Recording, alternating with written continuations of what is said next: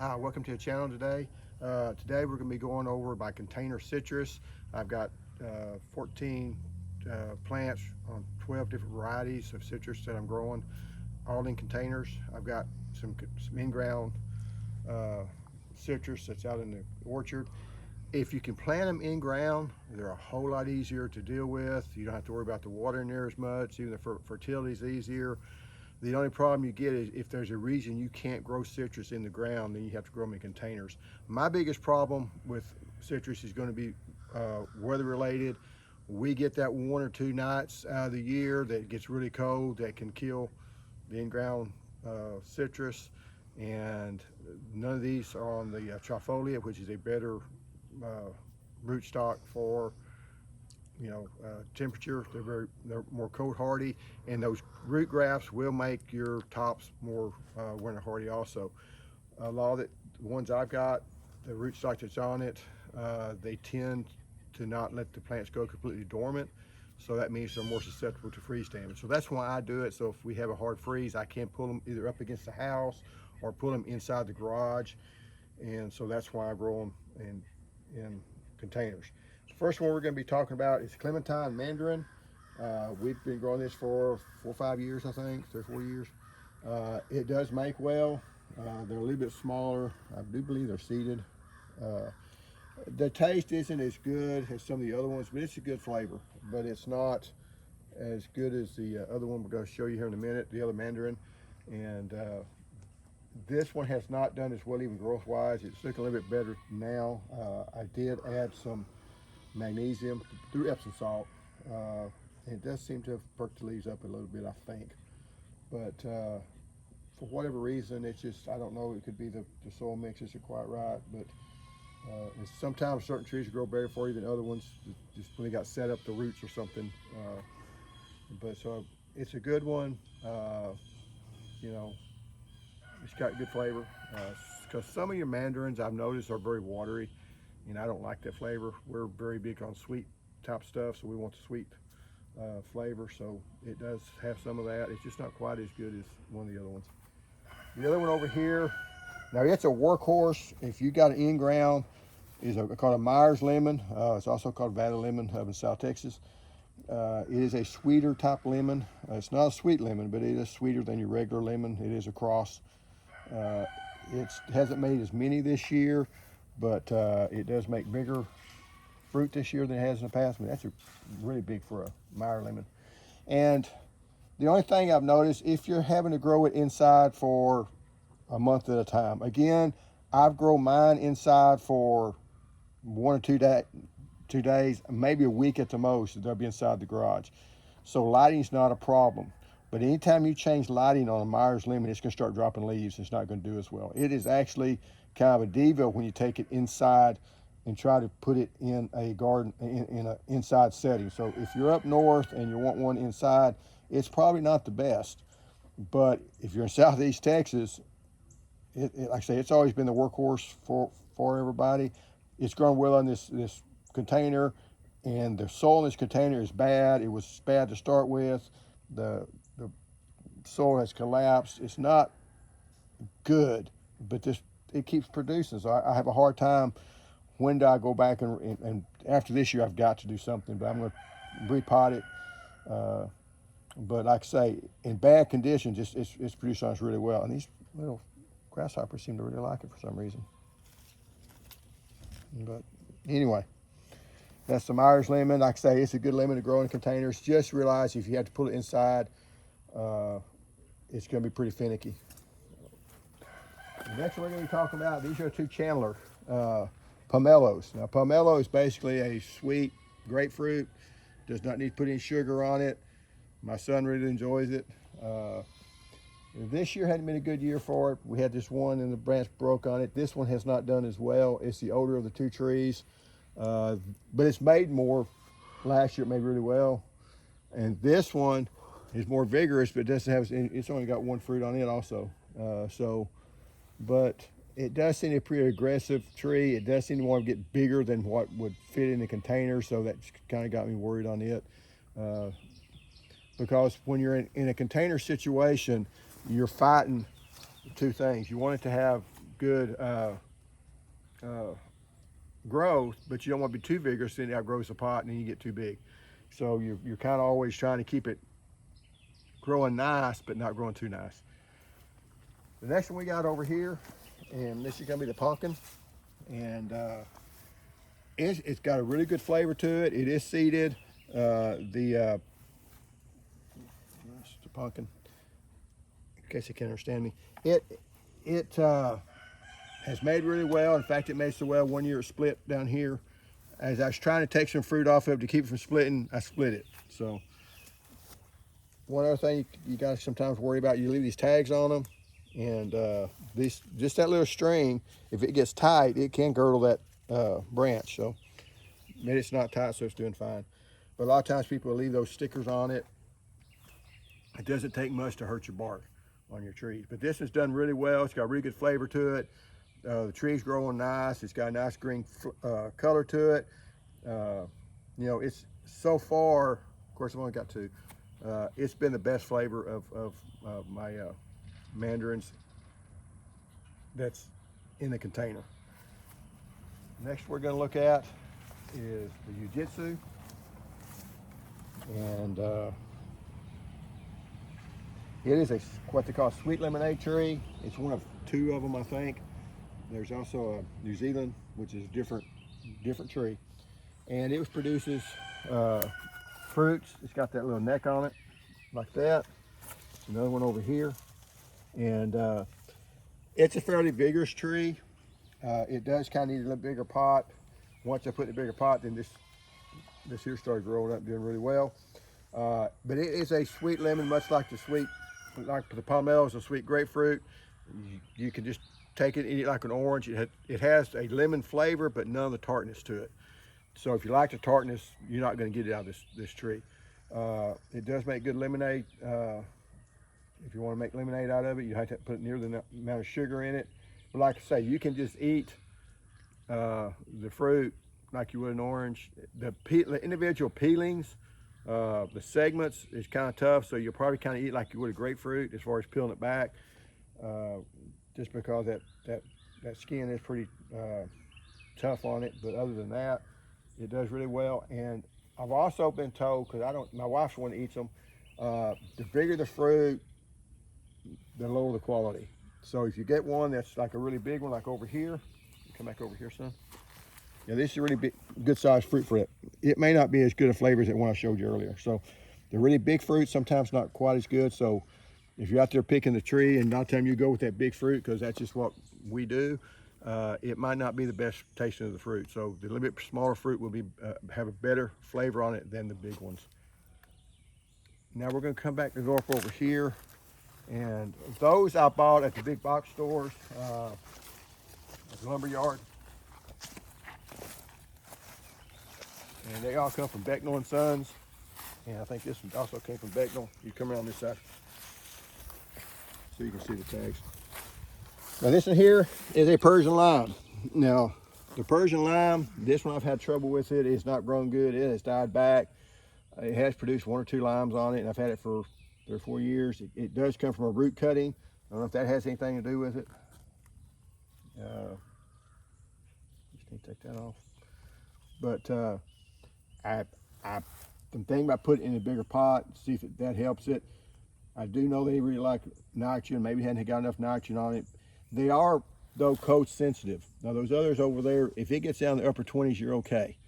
This one, if it gets, freezing or below, you really need to bring it in, because it can't handle it. It is the more winter hardy of the lime trees, but limes, they do not like cold temperatures at all. So they are a lot more tropical than your mandarins and your satsumas and even your navel oranges. So, and sad thing about most people start out, they'll buy a lime or they buy a key lime.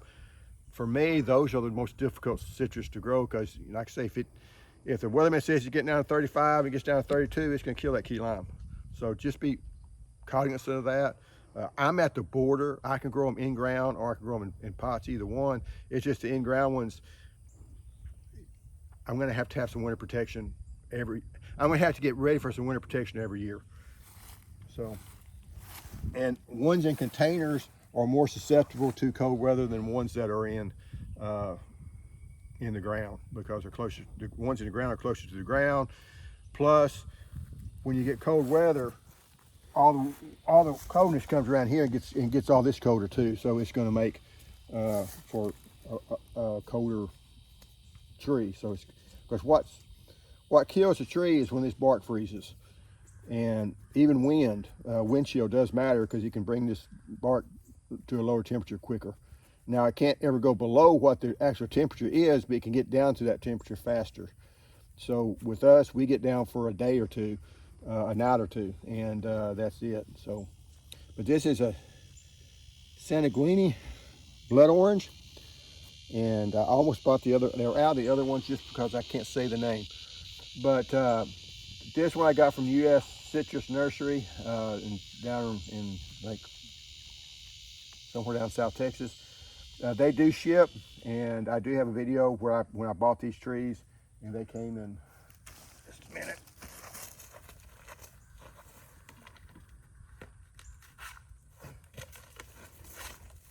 This is the size containers they come in, and they're small trees, but they've grown well. And this is probably one of the smallest of the ones I've got, and I've been happy with them. They've grown well, and I don't like the rootstock again, but I can't get the rootstock that I like in Texas anymore. So the next one is an N33 navel orange. It tends to be a dwarfing type, so it should lend itself well to for containers. I've got one growing out in the garden, but it is a little more sensitive to cold weather, so it almost every year I'm gonna have to try to protect it, I'm afraid, because if it gets down in the mid-20s, you can kill the tree. Now, one thing I do want to show you on this, I'm gonna take this off so we can see it a little bit better. Right here's the graft, where they grafted it, okay? If you look around here, you're gonna see that there's another shoot coming out down here. This is from the graft. Now, what's different about this one, this is a sour orange graft. A lot of them are from, I can't remember the name, but they're a different graft on it, and that had 3 leaves on it that will look different than this. But this one is gonna look the same. So I'm gonna go ahead and take this one off, because what can happen is this little grass can grow up here, and it can get really vigorous, and it can choke out this main graft here. When you do that, you've lost your tree. So you want to, be vigilant of always removing your grafts. I'm gonna cut that off. But see, that's the that's the rootstock, and you don't want that. And like I say, this one's a little bit different because it doesn't come with the 3 leaves like a lot of the rootstocks do. So always just know where your graft is. Anything below that graft you got to cut off. I've even got some roots sticking out here. I'm not too worried about that, because you just don't want to bury it too deep. If you bury it too deep, this can start, if any roots develop above your graft, that takes all your winter protection you got from your graft. So you always want to keep that graft above ground, and this graft is pretty short, so I need to add a little bit of potting mix, but again, this doesn't bother me too bad. I'd rather have it like this than look out there and the soil's up to here. Anyway, it says neighbor 33. It is a very sweet navel orange, very juicy. Now, sometimes on citrus, you'll get one year that it may be pithy. That happens on a new tree sometimes. So for any mandarin, any citrus, if you get if that first year is bad, the fruit does improve after the first couple of years. So I'm just throwing that in there. So I knew a guy that grew some, and the first year he said they weren't even edible, and the second year they were great. So, but they were in ground. The next one we're going to talk about is Shiranami. I'll try to say it really quick like I knew how I was saying it. It is basically the sumo. If you buy those in the store, they're called sumo, but it is a particular variety. It is a particular tree out of this variety of citrus, and it's still considered a mandarin. So far it's growing well, it's doing good. Again, the graft here is way up here, so I got a lot more room on the graft. And you see that's where that little bump, you see a little change in it. There's no change down here, so you know that's, and that's where they put the graft in. So that's good. And you know, some people say they're hard to grow. So far it hadn't been. I think it's, I don't know if it's hard to grow to get to market because they're very finicky, they're very picky. They don't cold storage well, so that's why you go and buy them at certain times of the year. But for me, I'm gonna pick them fresh, so it shouldn't matter. And this is another tree that's a Suriname also. I was gonna do them in 2 different kinds of pots and containers, but when I got to planting, I planted all at one time. So they're, you know, side by side. This is a little bit bigger tree than the other one. And again, these are little short trees this spring. So they've really grown well. The next one we're going to talk about is the Kishu. And this is kind of like the sweeties that you get in the store. They're really small fruits. I had one and it died. The cold weather got it back in the Snowmageddon. And I do hope to have, I do expect these, at least this Kishu, it should flower out this spring and give me fruit next year. Again, the first year growth on this also, all these trees were bought at the same time. And it's really growing well. And so, and then the next one we got up here is the Valencia orange. I mean, it's one that they like to make orange juice out of. It's supposed to be very sweet and very fragrant fruit. And I think that's above the graft. Sometimes it's hard, but I think that's the graft here, not here. But anyway, it is starting to throw out. This is when they throw out the flush of growth, and this is starting to put out flush of growth. Which, if this happens in the wintertime, it's bad because it's lost all its winter dormancy. So, kind of be, if you're seeing that, and we expect to get cold weather, even down to freezing, you still want to pull it in, or at least put it underneath the carport or something to, you know, keep it, you know, from getting some freeze damage on it. It does have one little orange on it, and I just left it on there. You really shouldn't leave any oranges or any fruit on it the first year because you're trying to get the growth of it. But it was just one, so it seems to have grown okay. Now, the last one we're talking about, I'm going to repot this one. I just didn't repot it earlier because I ran out of pots at the time. And this is an Ouroboros Pomelo, Oro Blanco Pomelo. And again, there's the graft here. So I'm not sure if that's the right one or not. But they do look the same. So I think it's still above the graft. But anyway, I took it from that one size I showed earlier. I put them into this size pot here. Now this size pot, they're getting too big for it. So I've got an old container. It's got the potting mix in it. The potting mix is looking okay. But, you know, I could just dig it down and leave it in here. But I'm going to go ahead and dump it out for a couple of reasons. Number one, this is going to be more compacted because it's been here for at least a year. And so that's going to give me an extra year on it. And I may add some more pine bark. I am going to add some expanded shell to it because it doesn't have, when looking at this, you're seeing it doesn't have any of the perlite in it. I couldn't get perlite at one time. And I like the expanded shell better, so I'm going to use it. This is some of the potting mix that I just made up, so it's a good quality. You're kind of seeing the difference in it. They look comparable as far as the textures. You know, that's not broken down too much, so I think it's gonna be okay. So let's dump this out and let's see what it looks like, you know, at the bottom.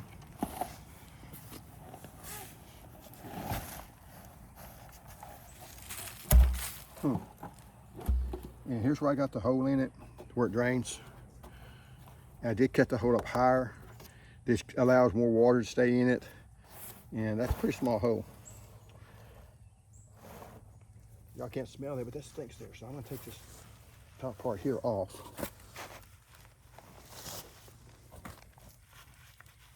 I also realized I put grass in the bottom of this.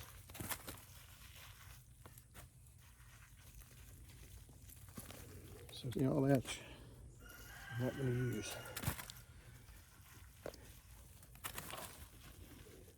But that all looks good, so that's good there. Just gonna mix this up a little bit. We're gonna take this and open it up. And this expanded shell is used to get rid of drainage, because these little rocks actually have holes in them, air hose in them, so they can aerate the soil. I could just as easily use the perlite to do the same thing. In fact,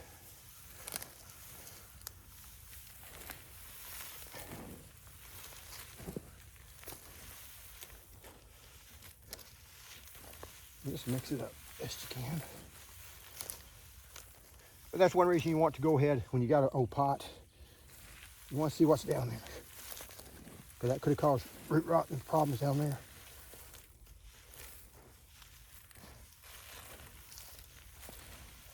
And you can kind of see it. You know, you still see that stuff that the Spanish shell. Now this Spanish shell I got at HEB up towards Houston. So it's kind of hard to find. But like I say, use perlite if you don't have that. And now we empty that out. And I'll probably put a little bit bigger hole in it, because I used this last year to grow broccoli in. Broccoli didn't do too good. It wasn't salted hot.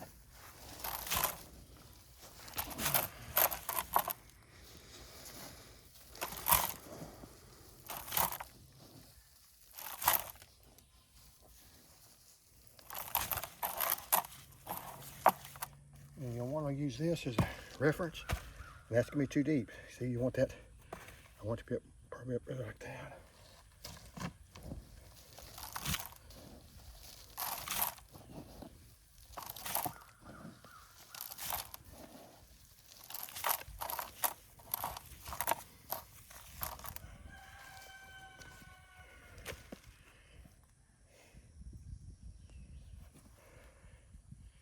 Yeah, that's about right. So, a lot of times you try to turn this upside down and dump it. I'm just going to put it straight up. And you're seeing the roots. These roots are circling around, so I'm going to try to straighten them out a little bit. I don't like messing with the roots any more than I have to. But you just don't like circling roots. And like I say, some people, they mash this stuff all up and they mess with it. I'll mess these down here in the bottom a little bit. And really, these aren't the ones you're overly concerned with. You did have roots that got escaped on the ground, so that's one reason they're like that. But that's down on the bottom, so that's not so bad. What you don't want to see is circling up on top, because that can girdle the tree and kill the tree. So that looks fine. I'm gonna put a little bit more potting soil on the top. About halfway up the pot.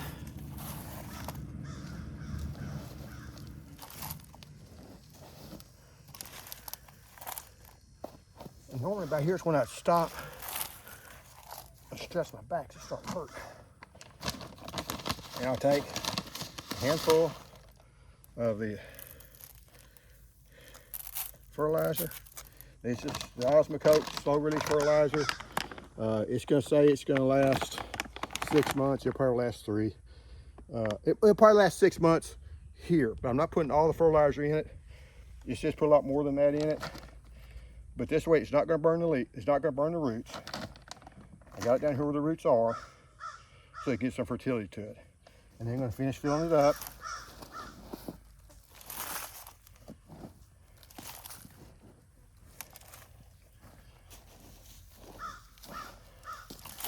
It's killing my back.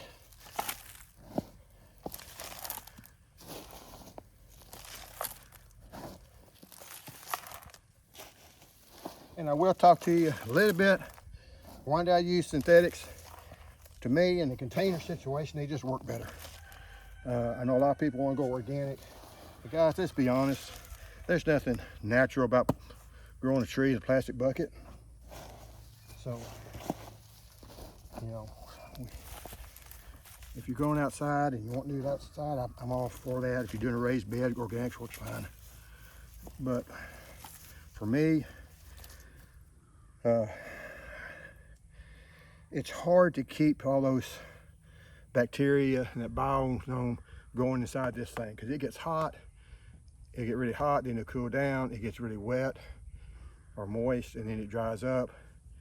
So it's hard to keep that biology going inside a container. And it's also hard to make sure you got all the essential nutrients that you need.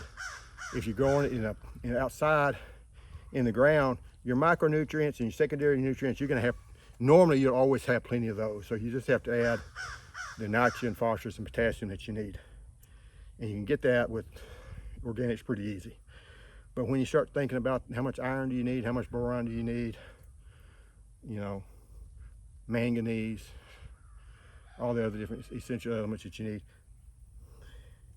do you have that in a pot? And you don't want these pots to have a lot of moisture retention. So if you start putting compost in it, it tends to get them too wet and you start getting root rots and things of that nature. So, you know, so what I'm also going to do here is take some Miracle Grow, and I took 2 of these level, put in my water, and I'm going to water this thing in. And I'm going to water all the way around. Now it's not as critical as when you put them in the ground, because there's not going to be a whole lot of air hose in this thing. And that's it. I'll probably drill a little bit bigger hole in it, make sure it drains better. But it was drained okay before. But anyway, that's how I do the containers. And like I said, the advantage I've got, these containers, if we have a bad winter, they may be in for 4 or 5 days inside the garage, and that's it. And you know, it might happen twice a year at the most, because we usually get one bad storm and that's it. And that's what's so aggravating down here, you know, is we're so close on that edge that a normal year you don't have to bring them in if you're outside.